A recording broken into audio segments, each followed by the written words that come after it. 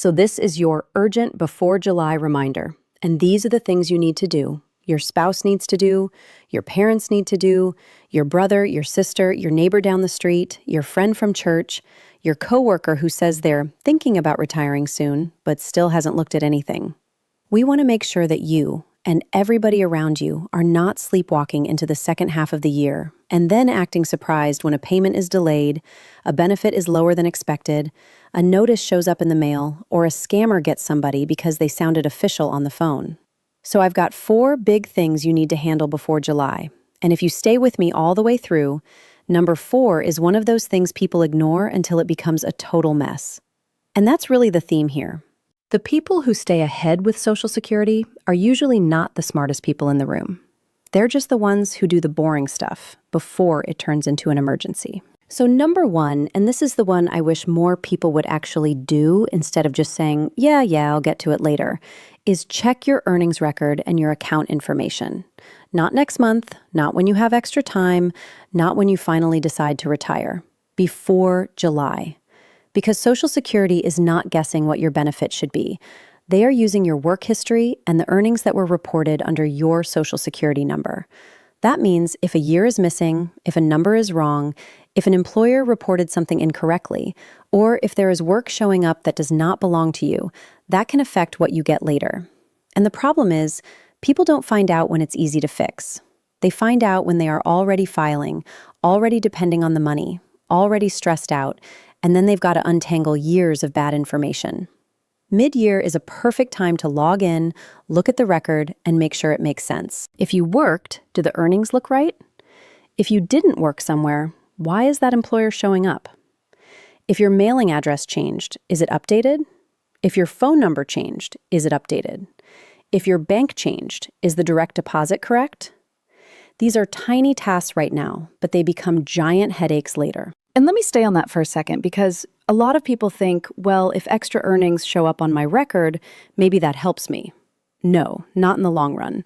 It may look good for 5 minutes, but if the earnings are not yours, that can come back to bite you later. Social Security can correct records. Benefits can be recalculated.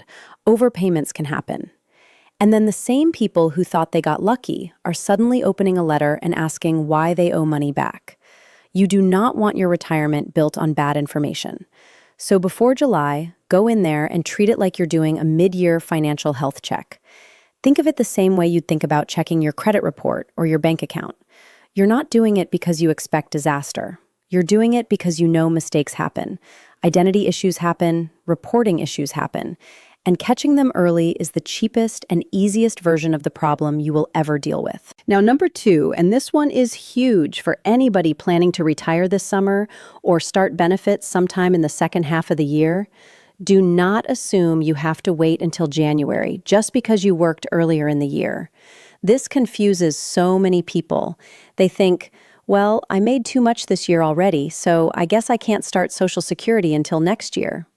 Not necessarily. For people who start benefits before full retirement age, the rules can work differently in that first year. And what matters is understanding how Social Security looks at your work once your benefits begin. This is where people lose months of checks because of a misunderstanding. They hear a rough summary from a friend, or they see a comment online, or somebody at work says, "Nope, if you make over the limit, forget it." And that's the end of the conversation. No. If you are planning to stop working or sharply cut back in July, August, or September, you need to actually run the numbers based on your situation instead of assuming the answer is no. A lot of folks work hard from January through June, then slow down, retire, or switch to part-time later in the year.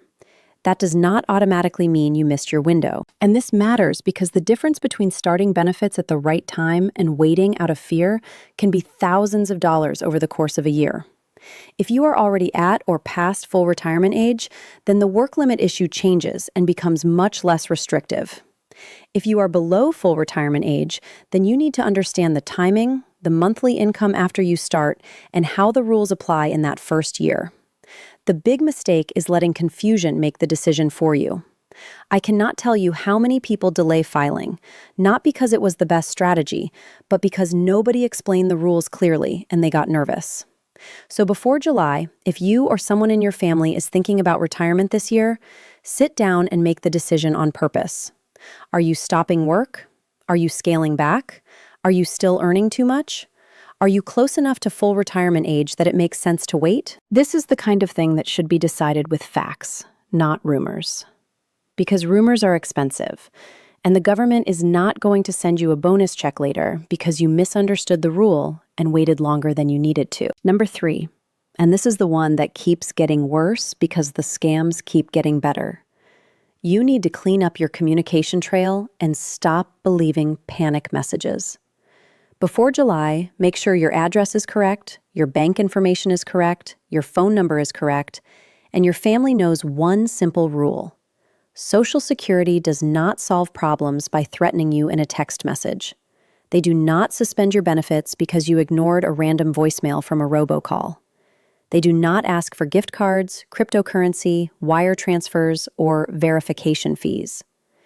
And now with AI voices, fake videos, fake interviews, fake screen recordings, and fake urgency, a lot of seniors are getting hit by messages that sound just real enough to scare them. That is the whole strategy. Scare you first, rush you second, and take your money third. So before July, tell everybody around you that no legitimate issue should be handled in a panic. If you get a message saying your benefits will stop today unless you act immediately, slow down. If you get a call telling you your Social Security number has been compromised and you need to verify it right now, slow down. If someone says they can unlock an increase in your benefits for a fee, hang up. But there's another side to this that people forget. Sometimes the problem is not a scam. Sometimes it's your own outdated information. People move in the summer. They change banks. They switch phone numbers. Their spouse who used to handle the paperwork passes away or becomes ill. And suddenly, the household is operating on old information. Then a real notice goes to the wrong address, or a deposit goes to a closed account, or an appointment reminder never reaches you. And now you've got delays that look mysterious, but were completely preventable. So before July, if you're helping an older parent, do not just ask, "Are you okay?" Ask, "Is your mailing address up to date? Is your direct deposit still correct? Do you know how to access your account? Do you know which notices are real and which ones are garbage?" Those are better questions. Those are useful questions. And frankly, those are the questions that prevent the most damage. Now, number 4, and this is the one people ignore because it feels like paperwork, and nobody likes paperwork. Review your health coverage, your assistance renewals, and your emergency plan before the second half of the year starts. If you have Medicare, know what you have. Original Medicare, Medicare Advantage, supplement plan, prescription drug plan, whatever it is, know the basics. Know your premium, know your doctors, know your pharmacy, know your medications, and know whether anything has changed. If you have Medicaid or any type of extra assistance program, do not assume it will just keep rolling along forever with no action on your part. Renewal notices get missed. Requests for documents get buried in a pile of mail. Deadlines slip by. And then people say, "I don't understand, I was eligible." Eligibility is not always the problem. Administration is the problem. Missing paperwork is the problem. Not responding in time is the problem. So before July, take 1 hour and make a folder. Put your insurance cards in it. Put your medication list in it. Put your doctor's names in it. Put your important account numbers in it. Put the phone number of someone your family can call if you are in the hospital in it. This sounds basic, but basic is what saves people when life gets chaotic. And while you're doing that, make sure your family knows where you want to go if there is an emergency. If there are 2 hospitals near you, know which one you prefer and why. If one has the specialists you need, write that down. If one is in-network for your plan and the other is not, write that down. If you have a chronic condition and there is one facility that already has your records, write that down. The worst time to make these decisions is when someone is panicking in the front seat, trying to figure out where to drive you. People think planning for emergencies is dramatic, but it's actually one of the most practical things you can do. The older we get, the more expensive confusion becomes. Confusion costs money, time, access to care, and peace of mind. Preparation costs a piece of paper and an hour of attention. And here's what ties all four of these together. None of these tasks feel urgent when you first hear them. That's why people keep putting them off. Checking your earnings record doesn't feel urgent until you realize a year is missing. Understanding your work limit doesn't feel urgent until you lose benefits you could have claimed. Updating your bank and address doesn't feel urgent until a payment disappears into the wrong account. Reviewing your medical and assistance paperwork doesn't feel urgent until a refill is delayed, a doctor says you're not covered, or a renewal deadline has passed. That is the trap. The crisis version of the problem always feels urgent. The prevention version always feels optional. And if you want a smoother retirement, a smoother claiming process, and fewer ugly surprises in the mailbox, then you have to start treating prevention like it matters just as much as the emergency. So if you're listening to me right now and you've been saying, I need to get around to that, this is me telling you to stop saying that. Before July, check the record. Before July, understand your claiming plan if retirement is on the table. Before July, lock down your real contact information and stop reacting to fake urgency. Before July, review your medical coverage and your backup paperwork so you are not scrambling later. And please share this with the people around you, because the person who needs this most is usually not the one searching for it. It's the neighbor who still believes every scary phone call, the cousin who thinks Social Security automatically fixes every mistake, the brother who retired in his head 6 months ago but hasn't looked at one number, the parent who has all their important paperwork stuffed in 3 different drawers and 1 old purse.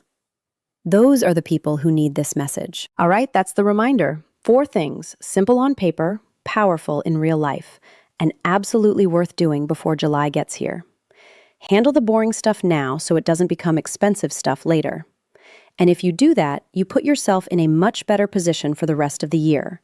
Because with Social Security, Medicare, and all this bureaucracy, the people who do best are usually the people who stay organized, stay skeptical, and stay one step ahead.